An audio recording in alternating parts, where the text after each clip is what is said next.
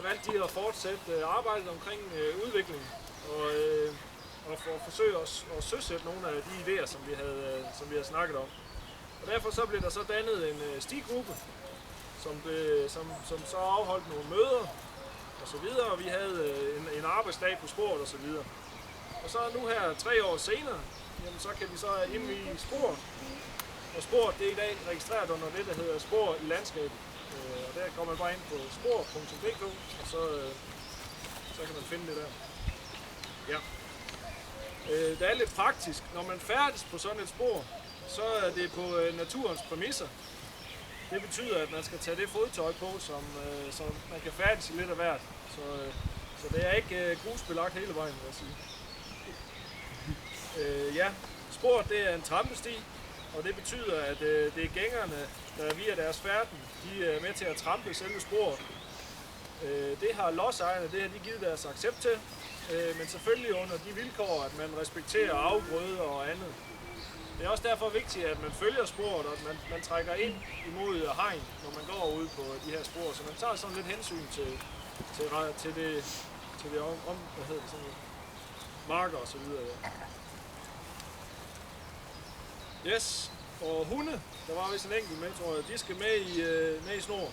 Men alt det her med regler, det kan man læse mere om i den folder, som er i folderholderne, eller inde på spor.dk. Yes, så vil vi gerne, så lige nogen vi gerne vil takke. Så Hans og jeg vil gerne sige tak til de lodsejere, der har accepteret, at vi må gå på deres marker og så videre. Det er blandt andet menighedsrådet, det er Poulsminde, Østergaard, Jarpgård, Engehavegård og Thomasminde. Så tak til jer.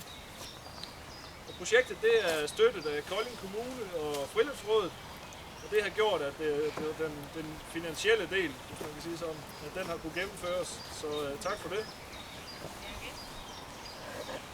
Vi vil også gerne takke alle jer, der har hjulpet med at få det her til at blive et spor. I er nogen, der både har været med ud og arbejde fysisk, og nogen har hjulpet med at lave layout og så videre. Så der er alle mulige, der har været i spil, så tak for det. Desværre så er det ikke lykkedes at få folderne hjem endnu til de her folderkasser. De havde lovet, hvor de skulle komme i den her uge op til, men det lykkedes ikke. Så jeg vil dog opfordre til, at når der kommer folder i de her holder, så vil jeg opfordre til, at man tager de her med ud på turen. Flere af byens borgere de har bidraget med gode historier til den her folder.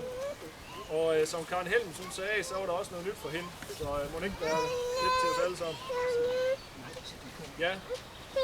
I dag, så er det rent gåturmæssigt, så vil vi egentlig gå baglæns i forhold til sådan den officielle retning, som er ud af Østergårdsvej og rundt og tilbage igen. Vi går ud langs Jarpgårdsvej, gennem Bønderskovene, gennem Statsskoven, og så samles vi ud ved parkeringspladsen ude ved Præsteskoven. Undervejs, der er der flere, der vil give os en lille historie. Hans, Lauge, Olav og Christian. Det hører I mere om. Yes. Ude ved Præsteskoven, ude ved parkeringspladsen, der er der så nogle spejdere, der har lavet bål til os, så vi kan få lavet en pandekage, og vi kan drikke på kaffe. Og ellers så er det sådan dag i anden, hvis man kan sige. Og når vi er færdige med kaffen og pandekagen, jamen, så finder I selv hjem derudefra. Skulle der være nogen her iblandt, der er i tvivl om, hvordan vi går tilbage, så siger I det til mig, så skal jeg nok guide jer. Men det er egentlig bare at følge Østergårdsvej tilbage til jer. Og skulle der være nogen, som synes, det er for langt at gå, så kan I få kørt hjem derudefra. Ja. Så det skal vi nok finde ud af. Yes, så mangler vi bare det her med at skal have klippet den her snor. Og så ellers komme ud af. Og derfor så er det dejligt, nu skal jeg lige se, hvor du er henne, Anna. Yes, det er dejligt, Anna, at du har sagt ja til den her lille chance. Fordi at når man, som jeg, er tilflytter her til Jarp, så lægger man hurtigt mærke til sådan en som dig. Og det er fordi, du er et aktivt for byen, og du har altid en hånd med i de arrangementer, der er. Så derfor, da du blev foreslået, så kunne jeg kun støtte valget. Og det er fordi, du fortjener lige at blive trukket lidt frem og få den del. Så tak for det, Anna. Og ellers så synes jeg, vi skal give Anna en hånd.